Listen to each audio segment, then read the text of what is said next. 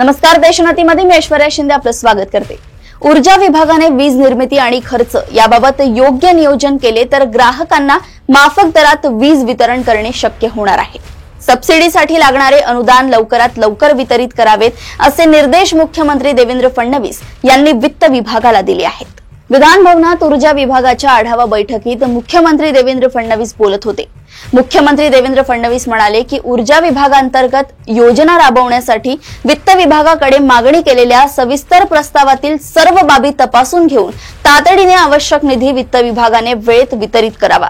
राज्यातील वीज वितरण व्यवस्थेची आर्थिक स्थिती सुधारण्यासाठी आवश्यक तिथे नियमांनुसार बदल करावे। थकबाकी वेळेत वसूल होण्यासाठी कार्यवाही करावी।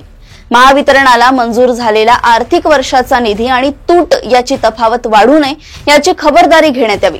तसेच मुख्यमंत्री बळीराजा मोफत वीज योजना, पीएम कुसुम योजना या प्रभावीपणे राबवण्यासाठी निधीची आवश्यकता आहे। त्यामुळे वित्त विभागाने ऊर्जा विभागाने सादर केलेली मागणी विचारात घ्यावी।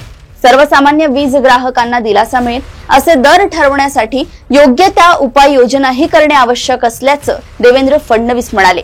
या बैठकीला अपारंपरिक ऊर्जा मंत्री अतुल सावे, ऊर्जा राज्यमंत्री मेघना बोर्डीकर, वित्त विभागाचे अपर मुख्य सचिव ओपी गुप्ता, अपर मुख्य सचिव ऊर्जा आभास शुक्ला, मुख्यमंत्र्यांच्या प्रधान सचिव अश्विनी भिडे, प्रधान सचिव वित्त विभाग सौरभ विजय, मुख्यमंत्र्यांचे सचिव डॉक्टर श्रीकर परदेशी, सचिव सुधारणा विभाग ए शैला, महावितरणाचे व्यवस्थापकीय संचालक लोकेश चंद्रा, महापारेषणचे व्यवस्थापकीय संचालक डॉक्टर संजीव कुमार, महानिर्मितीचे व्यवस्थापकीय संचालक डॉक्टर राधाकृष्णन बी, महाऊर्जा विकास संस्थेचे महासंचालक ओमप्रकाश बकोरिया यांच्यासह अधिकारी उपस्थित होते। ऊर्जा विभागाला वर्ष 2025 ते 26 या वर्षासाठी लागणारा निधी, विविध विभागांची वीज देयके, थकबाकी, अनुदान वितरणाची सद्यस्थिती, विविध योजनांसाठी केलेली निधीची तरतूद, मेडा मार्फत करण्यात आलेली कार्यवाही याचा आढावा यावेळी मुख्यमंत्री फडणवीस यांनी घेतला आहे।